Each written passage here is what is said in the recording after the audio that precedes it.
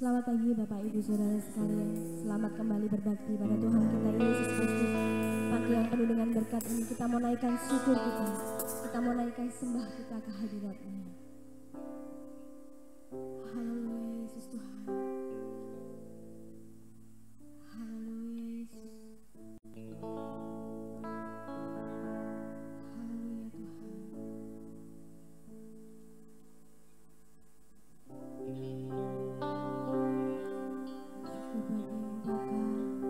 Terima kasih Yesus atas setiap kasih-Mu yang Kau limpahkan bagi setiap kami. Terima kasih atas setiap anugerah yang Tuhan sudah berikan bagi hidup kami. Kami naikkan syukur kami pada hari ini. Kami naikkan sembah kami ke hadirat-Mu saat ini. Haleluya Yesus. Syukur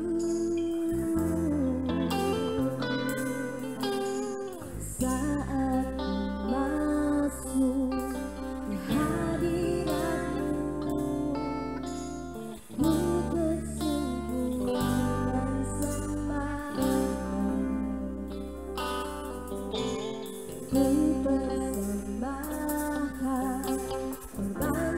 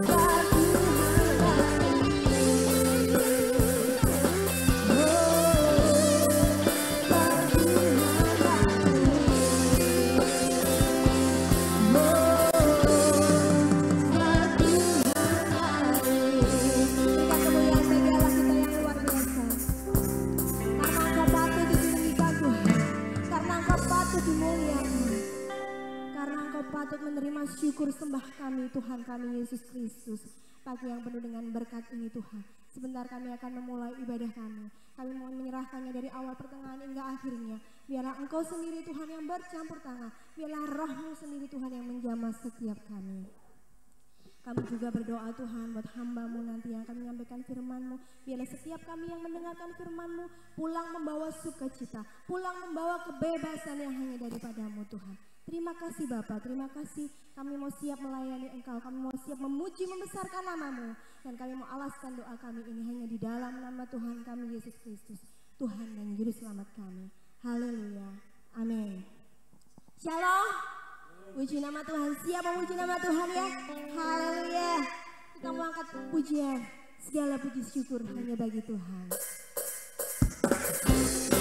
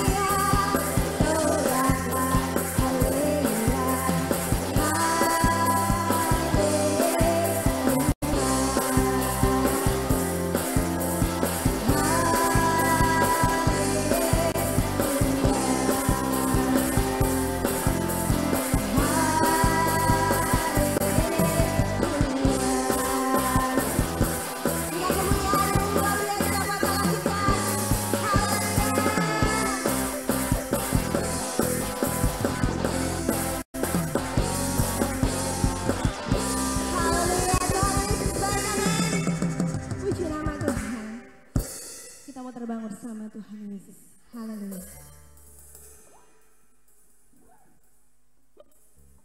Puji Tuhan.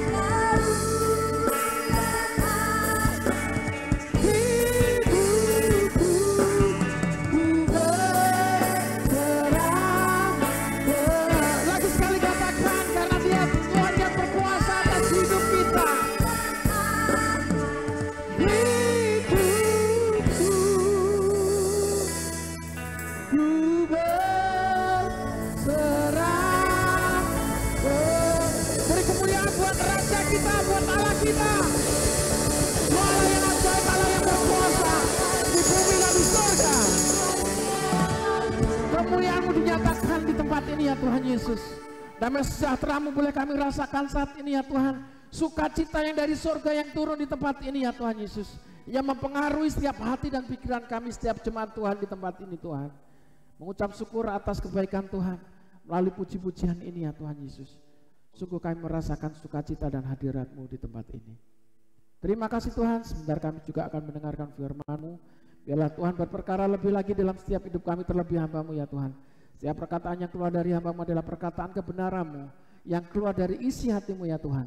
Semua yang sia-sia, perkara yang tidak berkenan untuk kami mendengarkan firman-Mu, kami perintahkan dalam setiap hidup kami di dalam nama Yesus.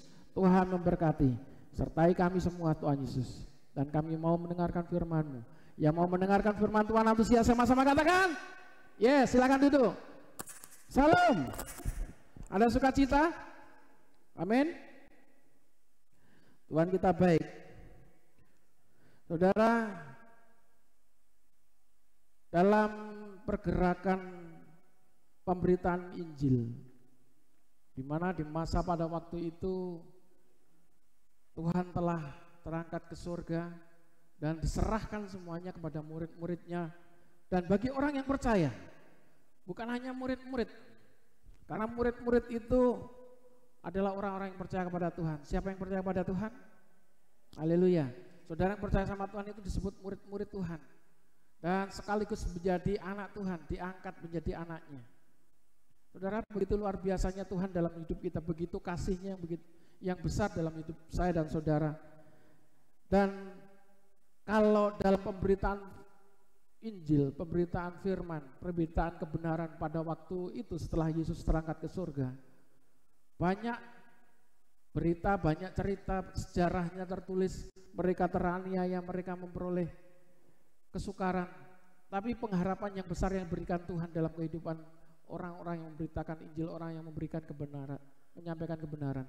Saudara, jaminannya saudara, kehidupannya yang akan datang itu dimuliakan oleh Tuhan. Amin. Saudara, kalau saat ini mungkin saudara dalam situasi keadaan mungkin mengalami ketakutan, keadaan mungkin bagaimana disebut orang percaya itu seperti apa, dan bagaimana mempertahankan iman itu seperti apa saudara. Dan saat inilah hari-hari ini banyak mereka yang di luar Tuhan itu sangat membutuhkan Tuhan. Apapun keadaan mereka. Mereka sangat membutuhkan Tuhan tapi tidak mengerti bagaimana cara mencari Tuhan yang benar. Dan kalau ada pemberitaan tentang kebenaran sukacita itu dinyatakan melalui pemberitaan Injil ini saudara. Itu melalui proses-proses yang panjang. Pemberita-pemberita Injil ini atau evangelis atau apapun disebutnya, saudara, sebetulnya titel jabatan tentang kerohanian itu tidak perlu bagi saya dan saudara. Amin. Amin. Pendeta kalau diam saja di tempat tidak bergerak sama aja. Pemberitaan firman itu tidak ada. Kebenaran itu hanya mungkin menjadi kegiatan di satu gereja saja, di satu acara saja. Tapi yang namanya kebenaran itu harus bergerak, harus diberitakan. Nah, hari ini kita belajar tentang kebenaran firman Tuhan. Para pemberita Injil dikuatkan. Jadi kalau kita sebagai orang yang percaya sudah dinyatakan oleh Tuhan, sudah ditentukan oleh Tuhan, saudara yakin saudara sebagai orang yang percaya itu ditentukan oleh Tuhan? Amin. Haleluya. Karena sejak semula Tuhan itu menciptakan seluruh umat manusia itu semuanya mendatangkan kebaikan bagi mereka, bagi penciptaannya. Dan pilihan itu diberikan kepada ciptaannya itu. Kuasa sudah diberikan. Dan ketika kuasa itu hilang karena dosa-dosa manusia, rohnya itu yang lebih berkuasa atas hidup kita, itu juga dinyatakan. Tapi seringkali Roh Kudus, rohnya Tuhan itu sering terkalahkan dalam setiap kehidupan saya dan saudara. Kita lebih mengutamakan keinginan kita. Kita cenderung lebih mendahulukan kemauan kita, dan itu tidak terelakkan. Itu manusiawi. Tapi bagaimana perjuangan kita? iman kita yang kita harus taruhkan kepada Tuhan. Nah, hari ini para pemberita Injil yang dikuatkan. Jadi urutannya tadi, bagi orang yang percaya itu sudah sepatutnya membawa berita sukacita, membawa kebenaran itu. Tapi yang sering saya sampaikan, saudara nggak perlu mondar-mandir membawa Alkitab ke sana kemari, saudara. Kehidupan saudara sebagai orang yang percaya itulah yang harus menjadi berkat. Yang mengerti katakan amin. Jadi posisi saudara itulah yang harus menjadi berkat. Jadi kalau posisi saudara menjadi troublemaker, menjadi orang-orang yang hanya menjadi perusuh dalam setiap kehidupan dan lingkungan di sekitar saudara, berarti kebenaran itu nggak ada. Sederhana saudara. Jadi yang namanya kebenaran firman, hidup di dalam kasih itu, jadi saudara nggak perlu, ya perlu juga hafal kebenaran, hafal firman Tuhan. Tapi bukan seperti saudara harus menyampaikan mentah-mentah kepada mereka, pada orang-orang di sekitar kita. Nggak bisa saudara. Kita nggak bisa membagikan firman seperti itu. Kita bisa membagikan firman seperti itu kalau posisi dalam acara ibadah. Tapi di luar itu, karena keseharian kita, dalam kehidupan kita sehari-hari sebagai orang yang percaya, harus membawa kebenaran. Haleluya. Haleluya ya apa-apa wis. Haleluya. Jadi sudah sepatutnya sebagai orang yang percaya harus memposisikan keberadaannya membawa kabar sukacita. Amin. Dengan sikap saudara, dengan tindakan saudara, dan terlebih dengan tutur kata saudara. Amin. Ya. Kebenaran firman Tuhan di dalam Kisah Para Rasul pasal yang ke-23.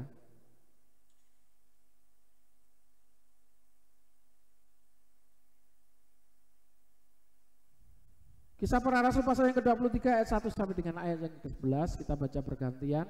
Nanti ayat yang ke-11 kita baca bersama-sama. Yang sudah ketemu katakan amin. Haleluya. Sambil menatap anggota-anggota Mahkamah Agama, Paulus berkata, "Hai saudara-saudaraku, sampai kepada hari ini aku tetap hidup dengan hati nurani yang murni di hadapan Allah.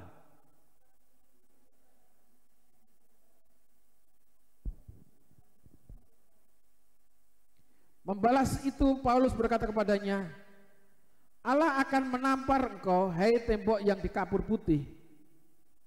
Hei tembok yang dikapur putih-putih, engkau duduk di sini untuk menghakimi aku menurut hukum Taurat.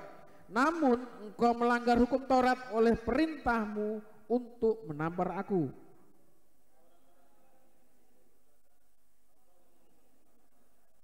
Jawab Paulus, hei saudara-saudara, aku tidak tahu bahwa ia adalah imam besar. Memang adalah tertulis, janganlah engkau berkata jahat tentang seorang pemimpin bangsamu.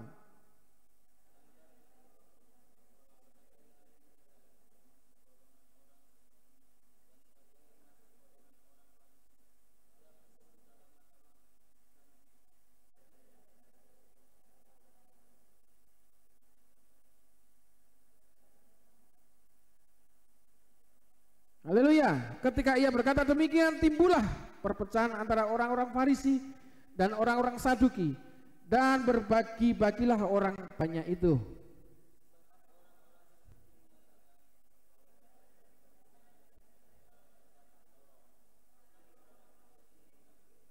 Maka terjadilah keributan besar. Beberapa ahli Taurat dari golongan Farisi tampil ke depan dan membantah dengan keras, katanya, kami sama sekali tidak menemukan sesuatu yang salah pada orang ini. Barangkali ada roh atau malaikat yang telah berbicara kepadanya.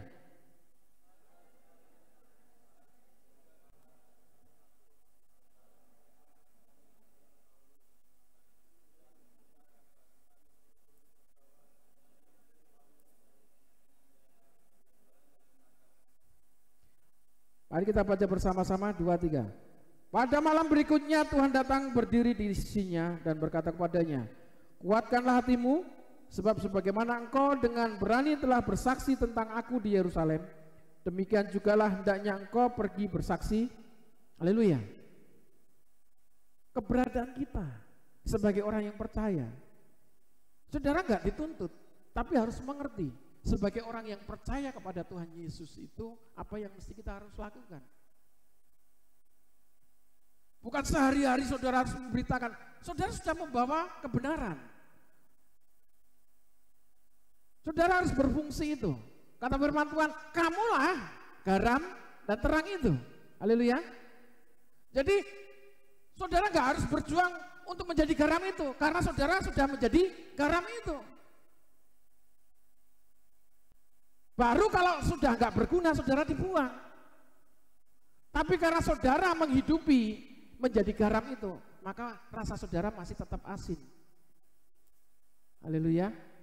Maka saudara harus tetap berfungsi sebagai garam itu. Harus membawa rasa di setiap kehadiran saudara. Ada rasa garam rasanya manis?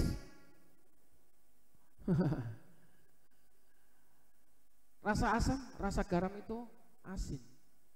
Dan yang mempengaruhi setiap rasa, bahkan setiap masakan pun, kalau masakan itu masakan manis, saudara, itu kalau nggak ada garamnya nggak sedap, saudara. Pasti ada unsur garamnya.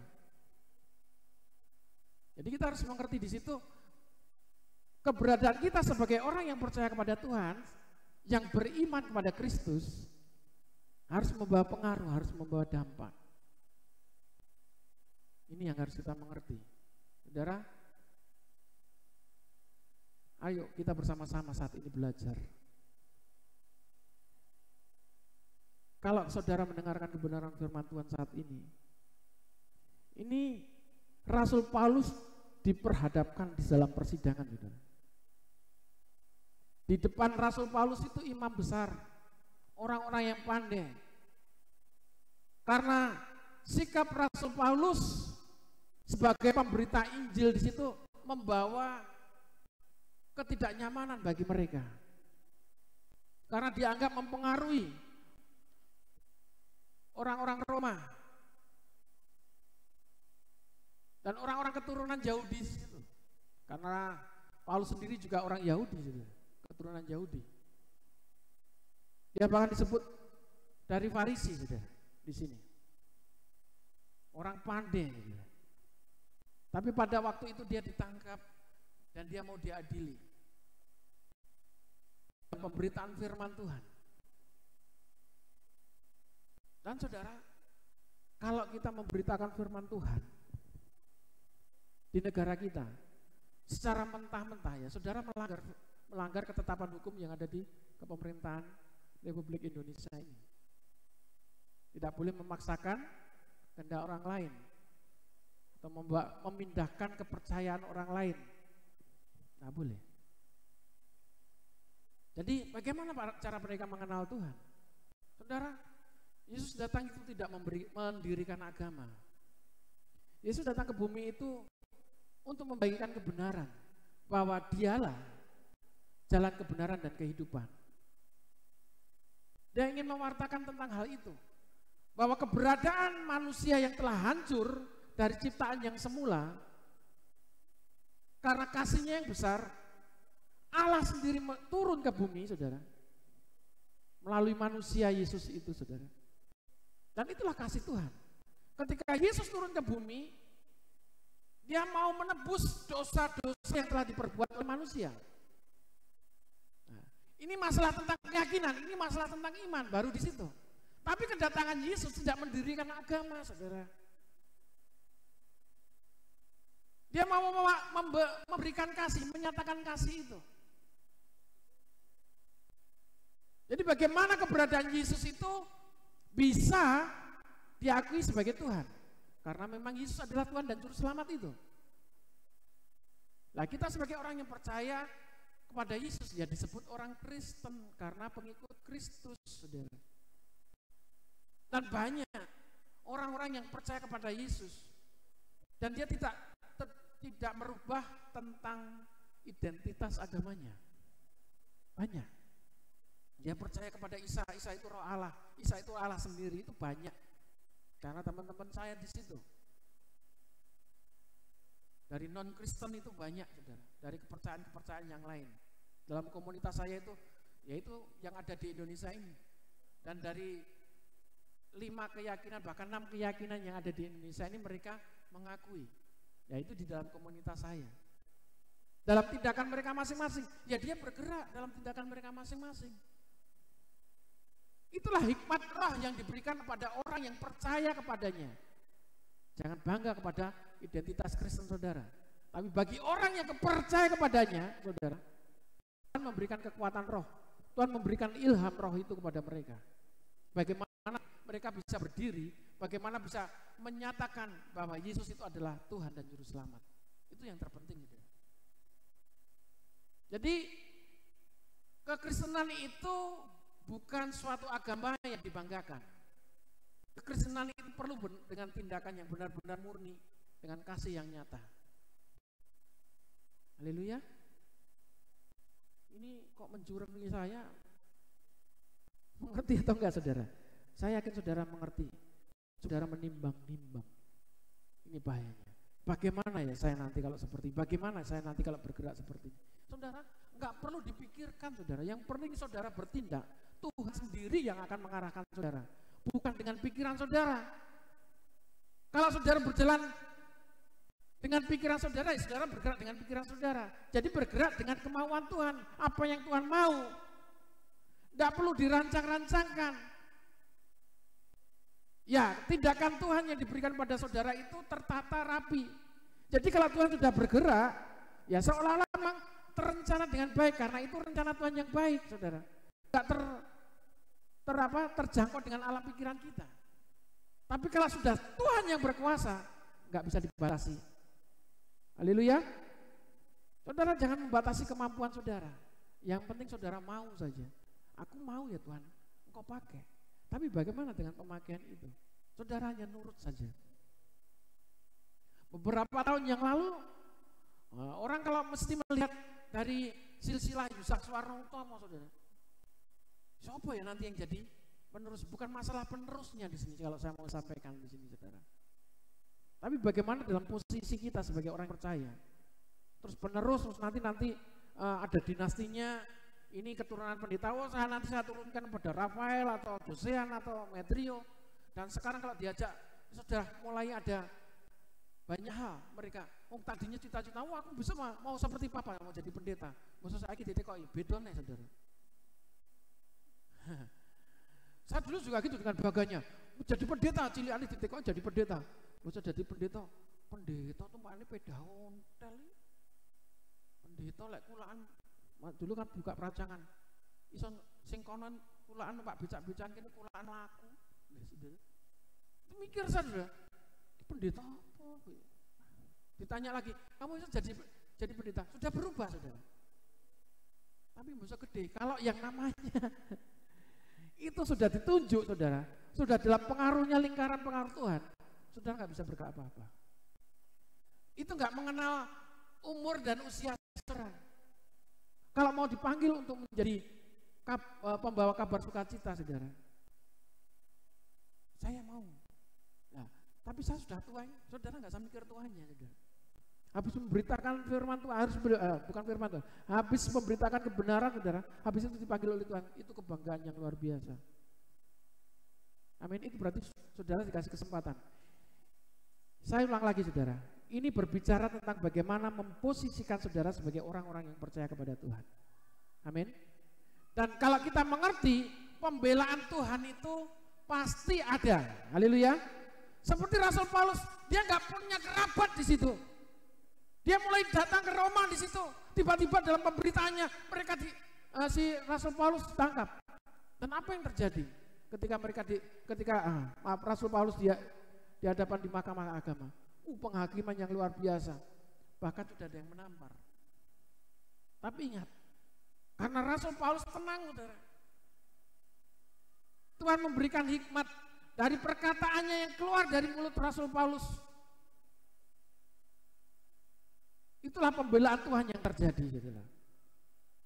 Dan ketika semuanya terpecah belah dengan apa yang diperkatakan oleh Rasul Paulus di hadapan mahkamah agama itu dari kalangan Farisi dan Saduki, saudara. Mereka bingung apa yang mesti harus kita lakukan, dan di situ ditemukan ini orang tidak bersalah, saudara. Dan tetap diamankan. Akhirnya kan diamankan itu Rasul Paulus. Ketika diamankan, mereka tetap dengan perpecahannya, saudara. Mereka bingung dengan apa yang mereka telah lakukan. Mereka bingung dengan apa yang telah mereka putuskan.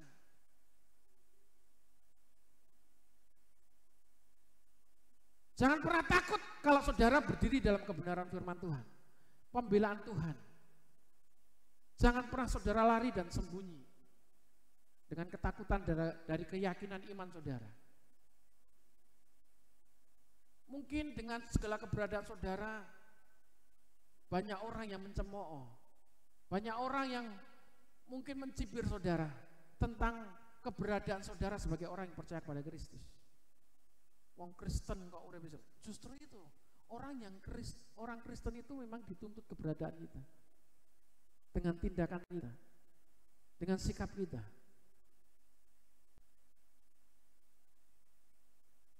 Kehidupan dunia memang seperti itu. Orang Kristen yang ada di dunia ini, berbagai macam hal yang mereka lakukan. Kalau saya kemarin berbicara dengan salah satu anak Tuhan, saudara, satu mobil di situ, saya dimintai tolong di situ, saudara. Orang ini ngomong begitu luar biasa karena hari ini dalam panggilan Tuhan, dalam melayani Tuhan. Terus dia menyampaikan dengan begitu luar biasanya, maksudnya dengan senang hati, dengan bangganya kalau hari-hari ini di masa-masanya karena sudah tua, saudara, dia ditunjuk, maksudnya tidak aktif lagi melayani musik, dia sekarang bisa memberitakan Injil di mana-mana, di radio, ya dipercayakan Tuhan di dalam komunitas-komunitas itu, saudara. Dan saya berbicara panjang lebar.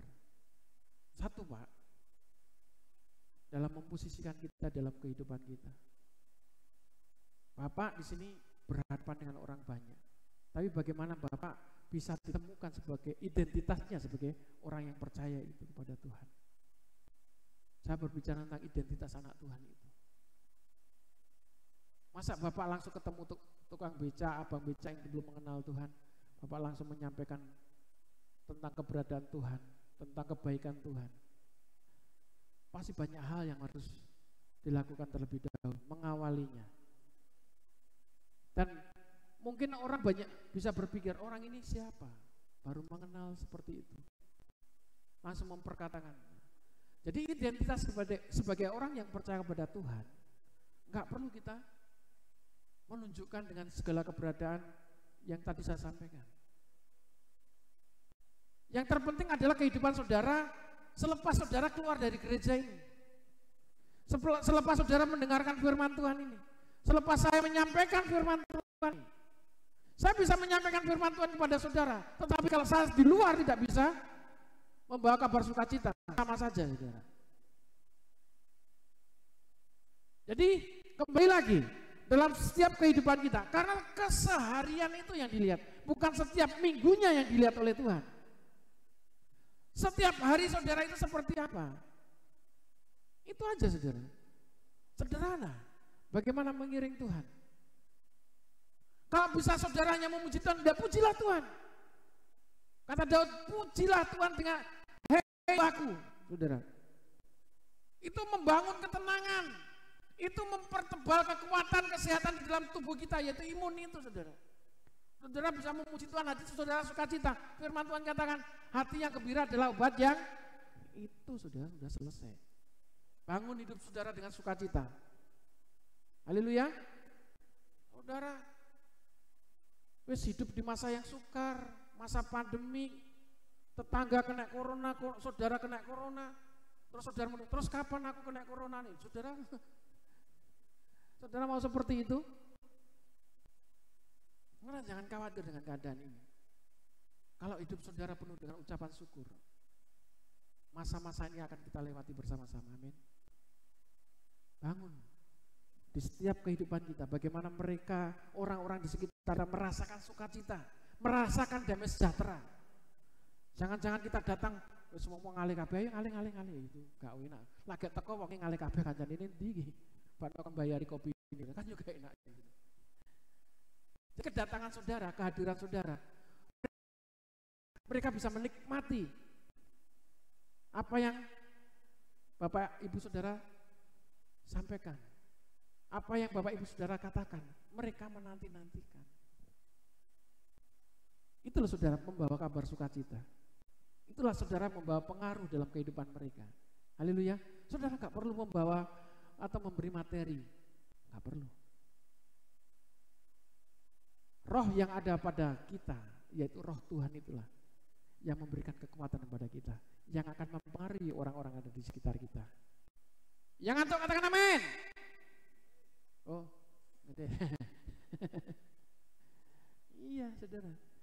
Ayo kita lihat di sini. Ayat yang kedua, tetapi imam besar Ananias menyuruh orang-orang yang berdiri dekat Paulus menampar mulut Paulus. Membalas itu Paulus berkata kepadanya, Allah akan menampar kau. Gentil. Paulus kendelok saudara.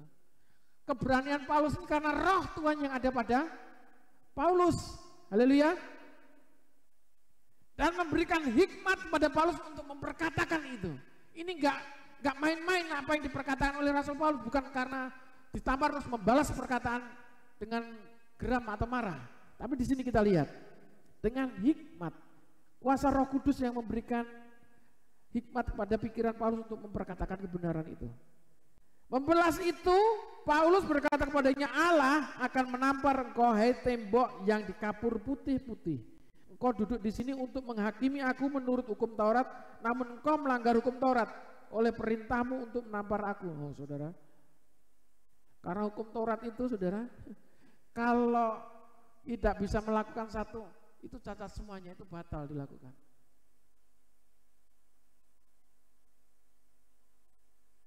Hanya kasihlah saudara. Paulus bisa memperkatakan itu, membuat mahkamah atau imam besar di situ dan di dalam persidangan itu menjadi geram semuanya mereka. Dan di sini dikatakan, dan orang-orang yang hadir di situ berkata, engkau mengejek imam besar Allah, ya kan? Terus sampai memanas situasinya ini. Dan di sini dikatakan, jawab Paulus, hei saudara-saudara, aku tidak tahu bahwa ia adalah imam besar. Gak ngefek, maksudnya gitu loh saudara. Memang ada tertulis, janganlah engkau berkata jahat tentang seorang pemimpin bangsamu. Kita diajak untuk menghormati para pemimpin bangsa kita. Ya, kita menghormati, kita taat dalam kepemerintahan kita di negara kita Republik Indonesia ini. Banyak orang-orang di dalam kepemerintahan juga, maaf ini oknum saudara, yang hidupnya nggak benar. Dalam situasi seperti ini kita nggak perlu menghakimi juga. Apapun yang mempengaruhi kehidupan kita, kita harus membawa kabar sukacita. Haleluya. Ya.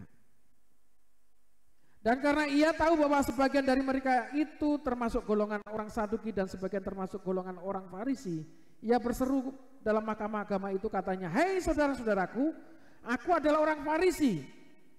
Orang Farisi itu di dalam kasta orang-orang keturunan Yahudi itu orang yang tertinggi. Dia banyak memiliki pengetahuan, orang yang jenius. Meskipun di dalam istilah rohani orang Farisi itu orang yang paham semua isi di dalam Alkitab atau semua, bukan hanya Alkitab, semua buku-buku, semua ilmu pengetahuan, tapi dia nol untuk mempraktekannya. Tapi kalau untuk masalah berdebat dan berkata-kata, dia jagonya di situ. Dan di sini dikatakan, ia berseru dalam mahkamah agama itu katanya, hei saudara-saudaraku, aku adalah orang Farisi, keturunan orang Farisi, aku dihadapkan ke mahkamah agama ini karena aku mengharap akan kebangkitan orang mati. Dan di situ yang tidak membuat orang Farisi ini tidak bisa berkata apa-apa, karena yang dilakukan oleh orang Farisi yang masuk akal saja. Kalau tidak sesuai dengan akal dan pikirannya, itu nggak bisa dinalar, nggak bisa masuk dalam pemikiran mereka. Dan banyak kekristenannya seperti itu. Percaya dulu baru, melihat dulu baru percaya, merasakan dulu baru percaya. Ada nggak saudara? Ya ada. Thomas itu saudara, dia belum percaya kalau itu Yesus sebelum dia menunjukkan tangannya atau jarinya di tangan. Betul nggak? Itu yang namanya percaya Maksudnya sebelum melihat, sebelum merasakan, dia nggak percaya. Ada juga, wes yang penting aku waras, yang penting aku merasakan sukacita, aku datang kepada Tuhan. Nah, yang seperti itu yang dinanti-nantikan Tuhan. Iman yang seperti itu. Walaupun saya tidak sembuh saat ini, walaupun saya tetap sakit saat ini, saya tetap percaya Yesus. Itu yang dimau oleh Tuhan. Amin.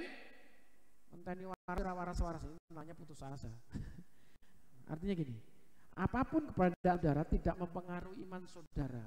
Apapun tekanan saudara tidak mempengaruhi iman saudara untuk percaya atau datang kepada Tuhan. Haleluya. Ini yang dimau oleh Tuhan. Iman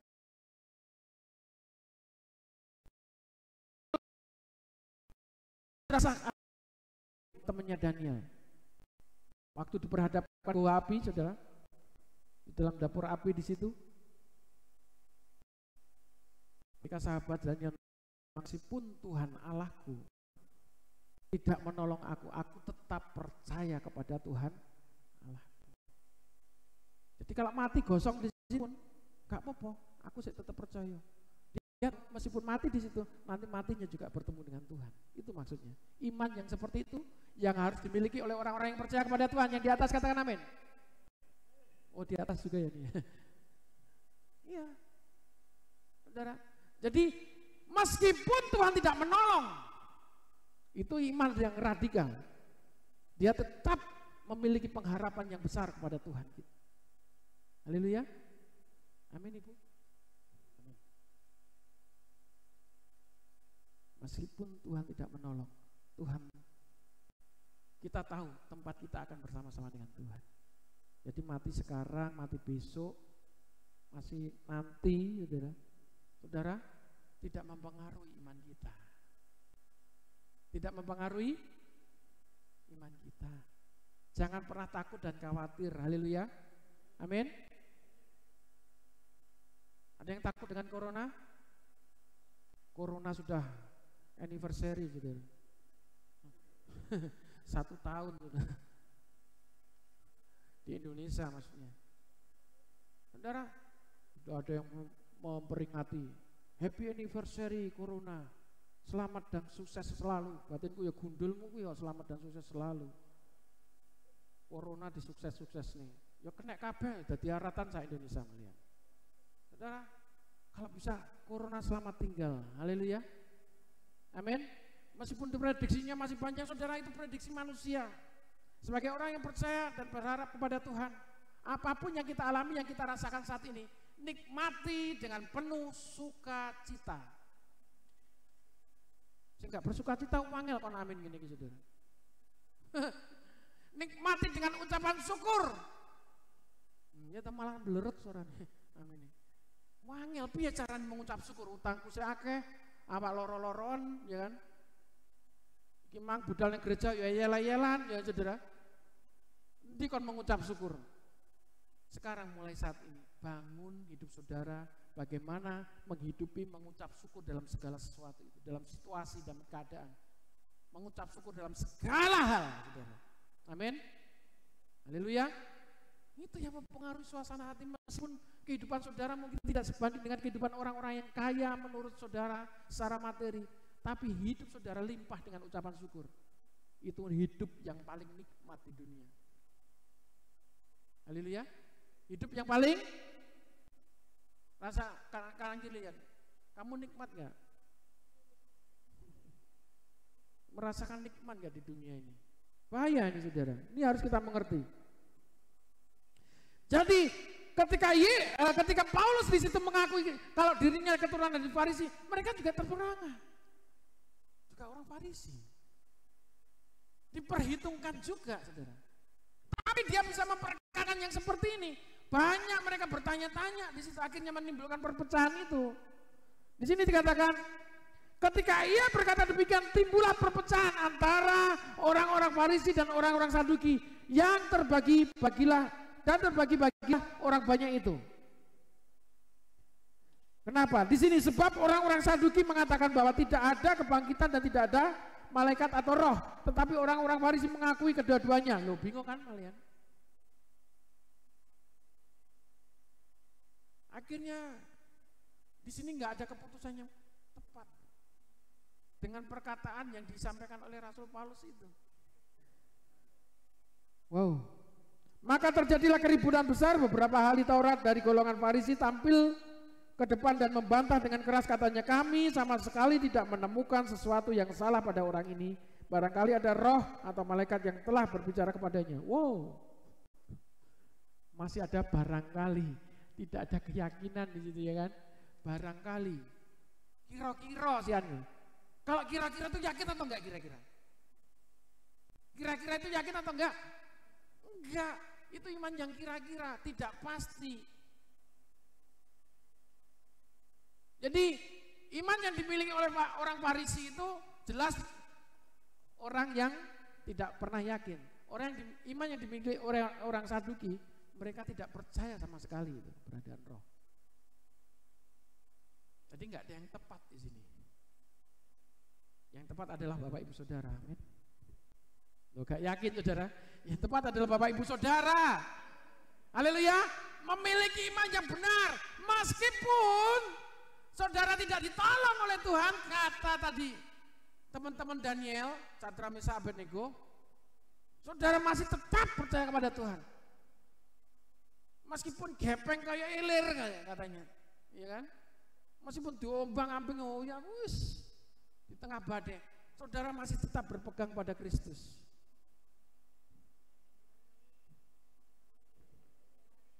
Haleluya. Saudara masih berpegang pada Tuhan Yesus baik. Katakan Tuhan Yesus baik. Haleluya. Ayat yang ke-10.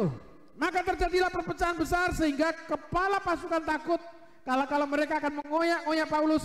Karena itu ia memerintahkan pasukan untuk turun ke bawah dan mengambil Paulus dari tengah-tengah mereka dan membawanya ke markas.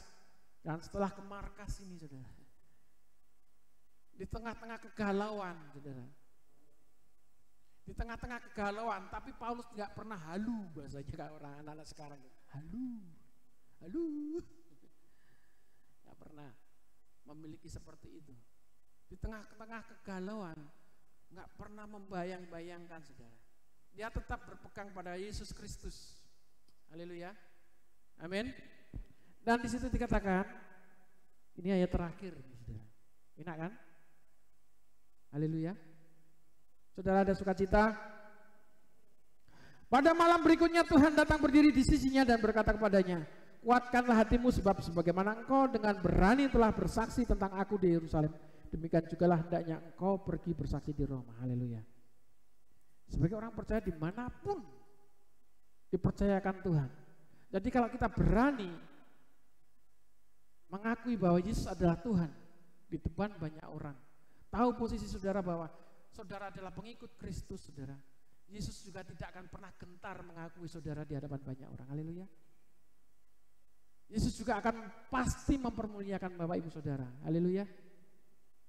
Jadi apa yang kita takutkan? Memang di negara kita ada 5 keyakinan atau 6 saudara sekarang, atau mungkin bahkan lebih. Kalau di dalam kehidupan orang-orang di masa dahulu saudara, masa sebelum merdeka, itu keyakinan di bangsa Indonesia itu banyak, dan sekarang diringkas untuk apa ya saudara,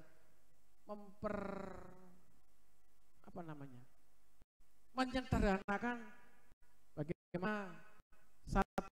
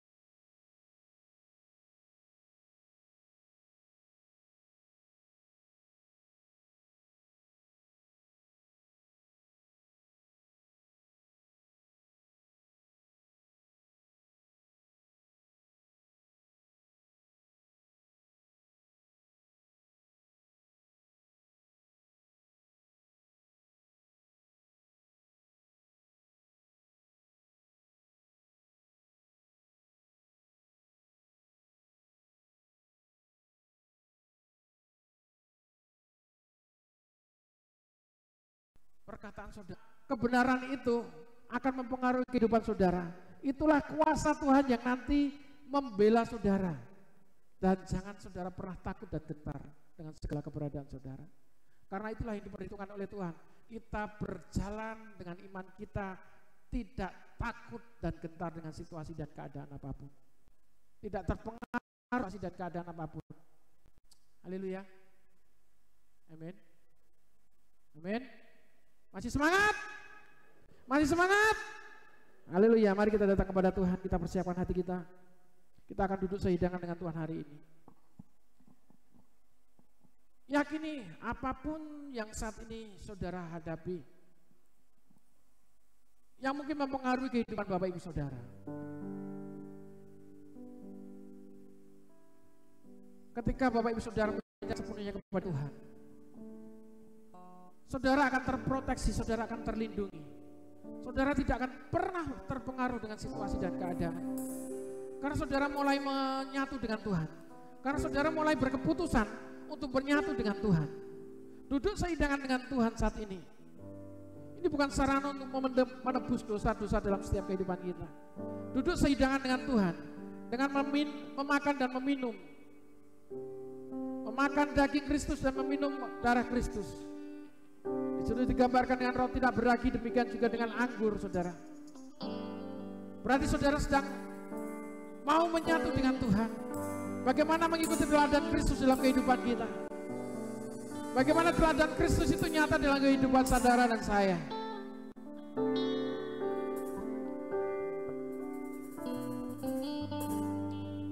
Begitu luar biasa kasih Kristus. Haleluya Yesus Tuhan.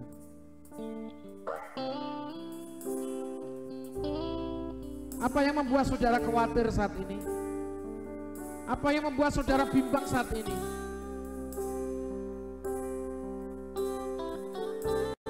Ada kuasa di dalam darah Kristus. Ada kuasa di dalam darahnya. Ketika saudara menyatu dengan darahnya, itulah yang membuat saudara tidak tergoncangkan, tidak bimbang, tidak khawatir.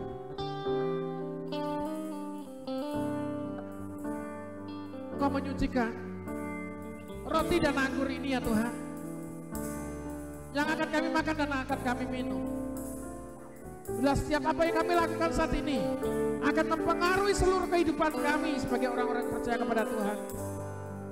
Darah kami menyatu dengan Engkau ya Tuhan, tubuh kami menyatu dengan Engkau ya Yesus.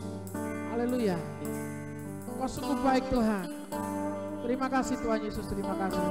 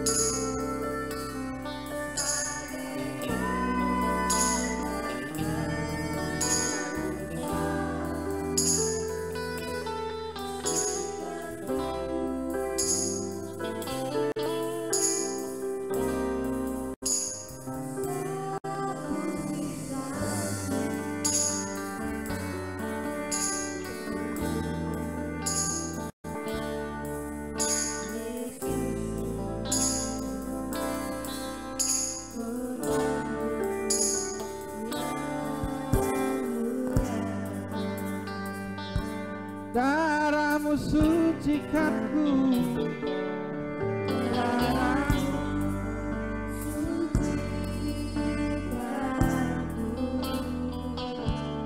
darahmu beri kehidupan,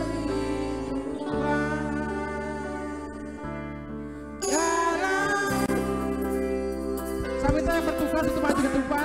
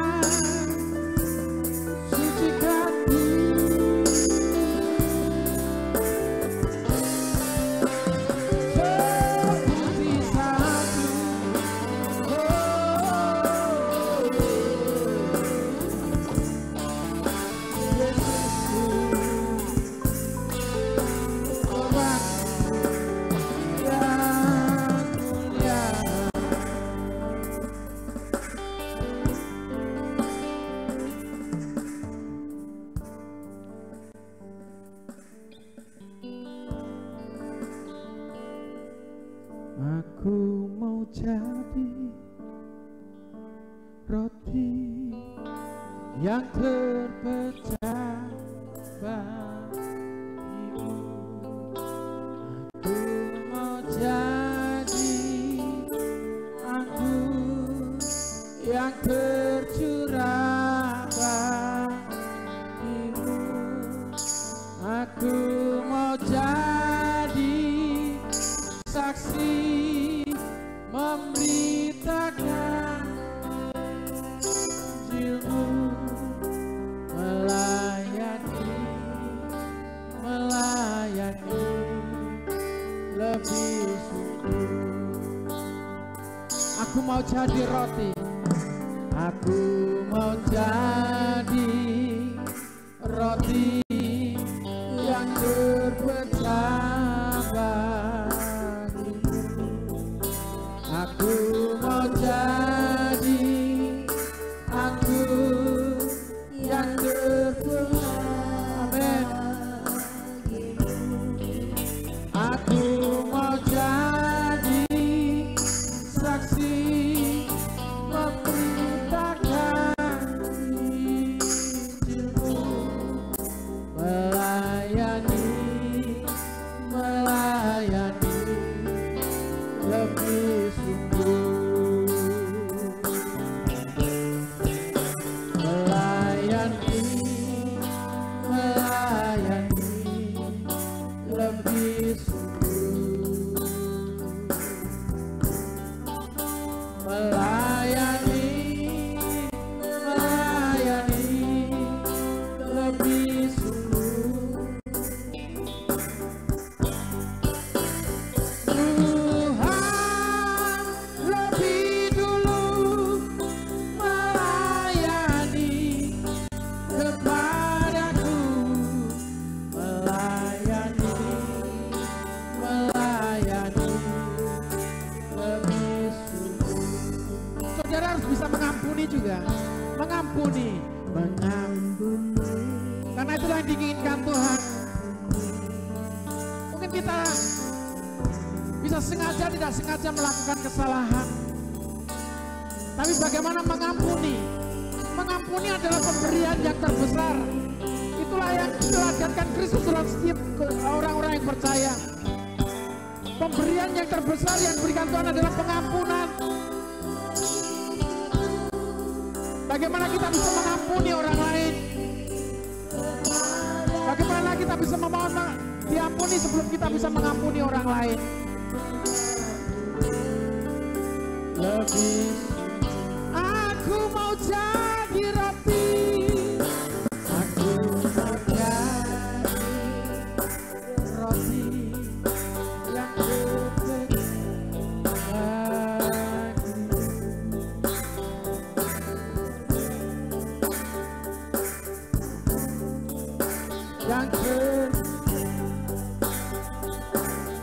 Amin.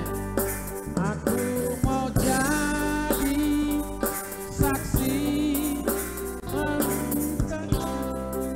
Injilmu, melayani lebih sungguh, melayani lebih sungguh,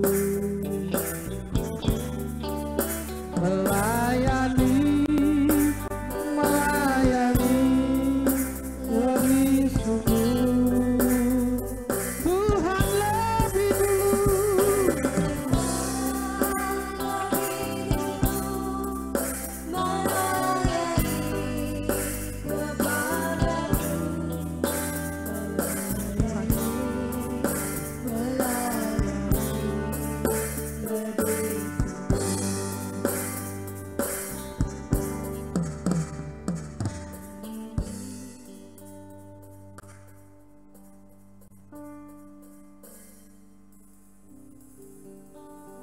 merenungkan firman Tuhan. Dan saat ini Tuhan sedang berbicara di dalam setiap kehidupan Bapak Ibu Saudara. Nikmati hadirat Tuhan saat ini. Sebelum Bapak Ibu Saudara duduk sehidangan dengan Tuhan,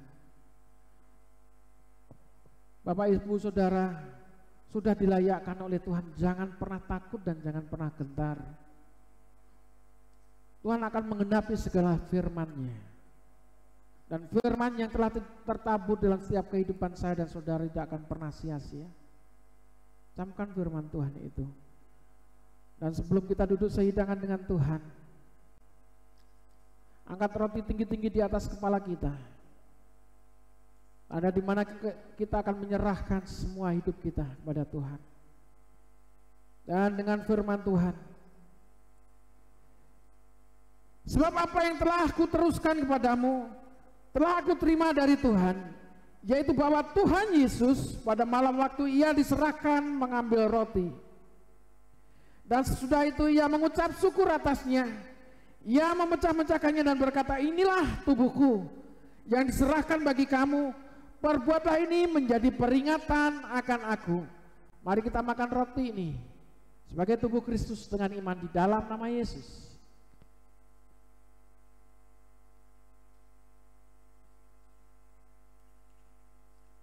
Haleluya. Yesus baik.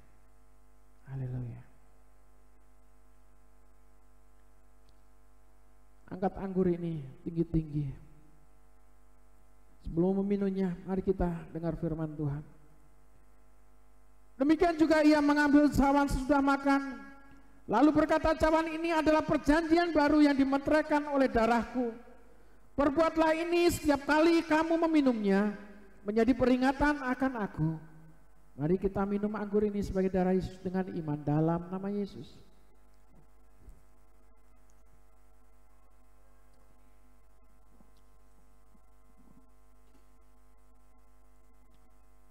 Datang pada Tuhan dengan ucapan syukur.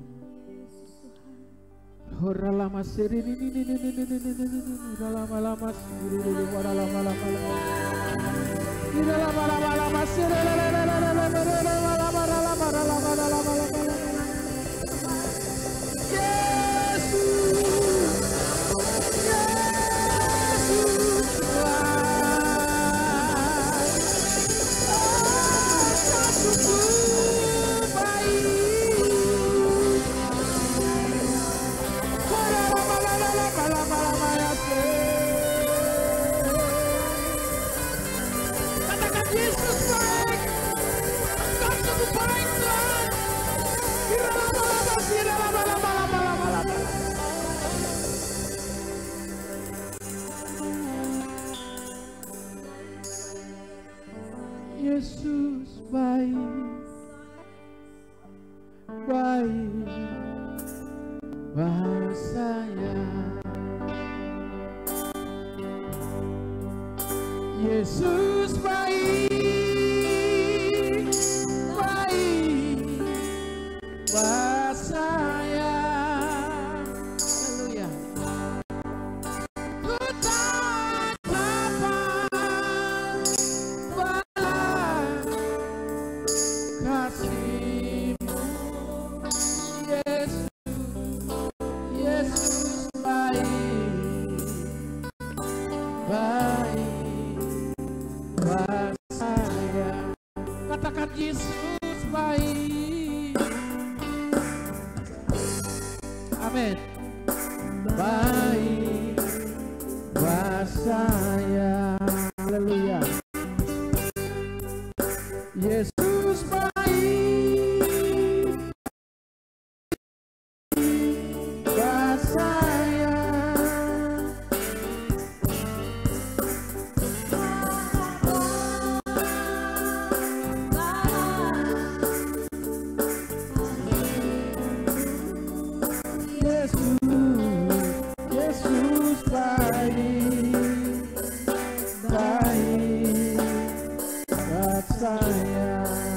Lagi sekali katakan, karena Yesus baik.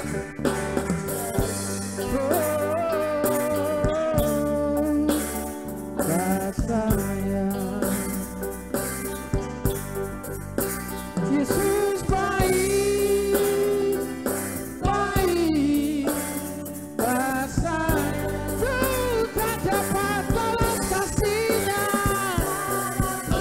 Haleluya, balas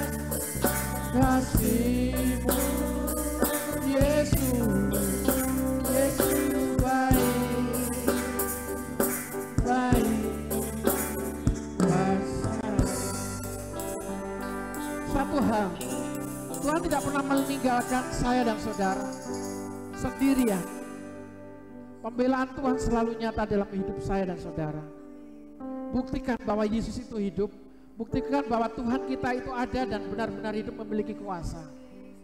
Pertolongan Tuhan yang tidak pernah habis-habisnya dalam kehidupan saya dan saudara. Mungkin banyak hal yang saat ini Bapak Ibu Saudara ingin rasakan tapi belum bisa menikmati. Mungkin banyak hal pergumulan tapi belum dijawab oleh Tuhan. Bukan masalah belum dijawab, masalah belum didengar saat ini.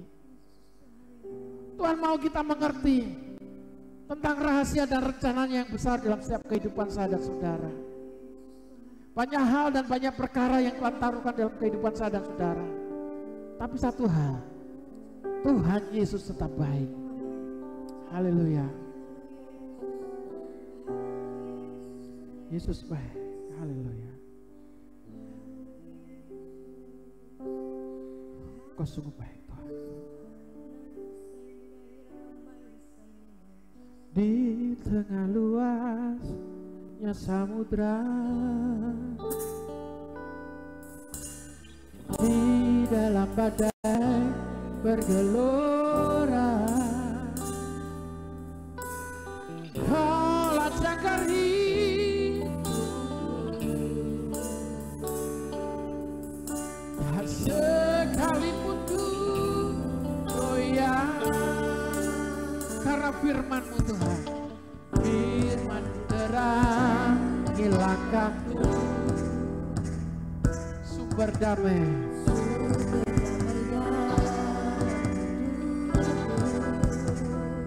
Dan ku aman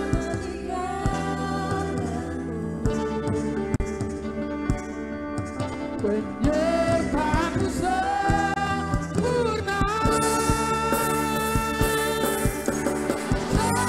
Pasti mentari bersinar lagi, rumput janjimu dalam segala perkara. Engkau turut bekerja di tengah luasnya samudra. Haleluya. Di dalam badai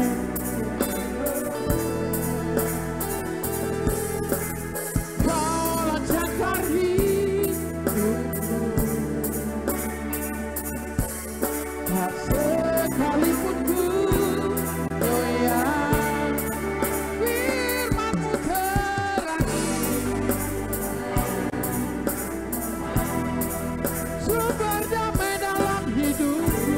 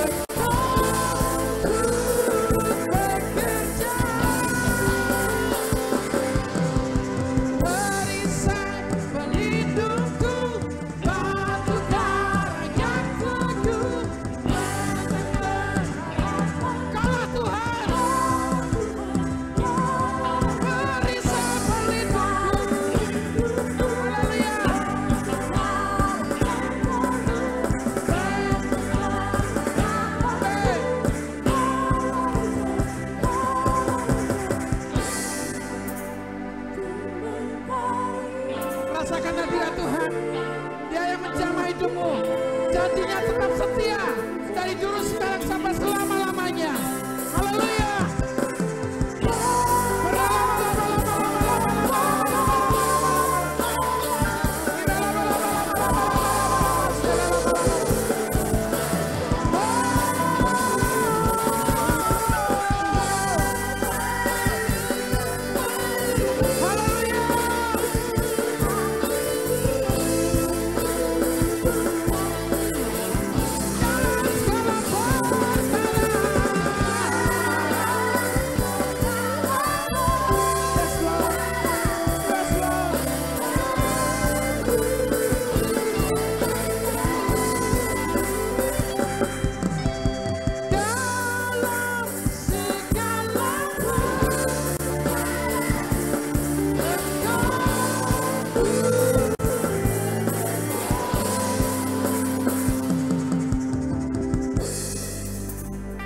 Kasih Tuhan yang nyata dalam setiap hidup kami ya Tuhan.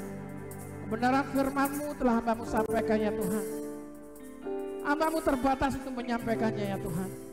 Tetapi kuasa Tuhan itu tidak terbatas.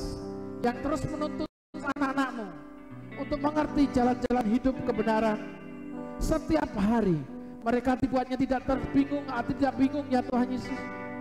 Mereka akan melangkah dan memiliki ketetapan dalam iman mereka sesuai dengan kebenaran firman. Terima kasih ya Tuhan Yesus, terima kasih Tuhan memberkati. Sebentar kami Tuhan Yesus akan memberikan yang terbaik, memberikan persembahan kami Tuhan, apa yang boleh kami tabur lipat kali ganda, apa yang Tuhan janjikan seperti firman-Mu ya Tuhan Yesus. Tuhan memberkati anak-anak-Mu yang mengembalikan milik-Mu ya Tuhan Yesus, kami serahkan ke tangan kuasa-Mu juga. Tuhan memberkati. Janji-Mu ya Tuhan Yesus, Engkau akan membukakan tingkap-tingkap langit, Engkau akan membukakan pintu-pintu berkat, proteksi, perlindungan dari usaha pekerjaan mereka ya Tuhan Yesus, di dalam nama Tuhan Yesus Kristus. Terima kasih ya Tuhan. Kami satukan hati juga saat ini untuk berdoa bagi bangsa kami Indonesia ya Tuhan Yesus. Para pemimpin-pemimpin kami serahkan ke tangan kuasa-Mu. Presiden dan wakil presiden Tuhan memberkati. Kabinet Indonesia Maju ya Tuhan berserta jajarannya kami serahkan ke tangan kuasa-Mu. Pemerintahan ini ya Tuhan Yesus terbebas dari kolusi, korupsi dan nepotisme. Apapun yang mereka lakukan Tuhan Yesus untuk kemuliaan nama Tuhan Yesus Kristus. Biarlah Tuhan Yesus roh takut akan Tuhan menyertai ke pemerintahan Republik Indonesia ini ya Tuhan Yesus. Kami serahkan ke tangan kuasa-Mu Tuhan memberkati Tuhan. Pemerintahan dari gubernur, demikian juga bupati, wali kota, camat, RW, RT di seluruh Indonesia ini juga Tuhan memberkatinya ya Tuhan. Biarlah mereka bersinergi bersama-sama terus ya Tuhan Yesus untuk melakukan pembangunan untuk kemakmuran bangsa kami ya Tuhan.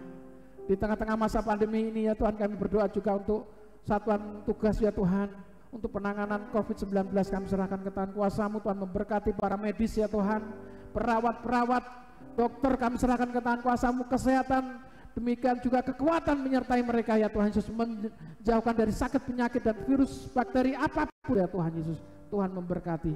Terima kasih Tuhan Yesus, terima kasih. Kami berdoa juga untuk TNI Polri, mereka juga bersinergi bersama-sama dalam penanganan COVID. Dalam satuan tugas ini ya Tuhan Yesus, kami serahkan ke tangan kuasa Tuhan memberkati. Demikian juga untuk menjaga keamanan Republik Indonesia kami serahkan mereka. Hikmat Tuhan menyertai para pemimpin-pemimpin kami ya Tuhan, memiliki roh takut akan Tuhan, membawa perubahan dan dampak yang besar bagi bangsa kami ya Tuhan Yesus. Kami akan sama-sama lewati masa yang sukar ini, di masa pandemik ini ya Tuhan, bersama-sama dengan Tuhan, dan iman kami bersatu di dalam doa ini ya Tuhan. Di dalam nama Yesus, Tuhan pulihkan bangsa kami ya Tuhan.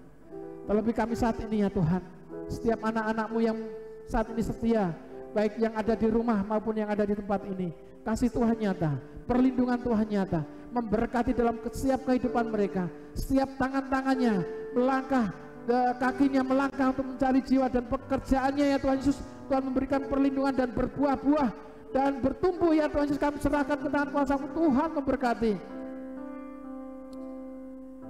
ternak sawah ladang mereka, Tuhan memberkati ya Tuhan Yesus.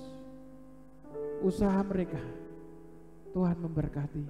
Terima kasih Tuhan Yesus, perlindungan Tuhan nyata dalam setiap kehidupan kami ya Tuhan. Sebentar juga kami mau beriring-iringan pulang, tibakan kami di rumah kami masing-masing dalam perlindungan dan penyertaan Tuhan. Tuhan memberkati. Terima kasih ya Tuhan Yesus, terima kasih. damai sejahtera yang selalu menyertai mereka. Terimalah berkat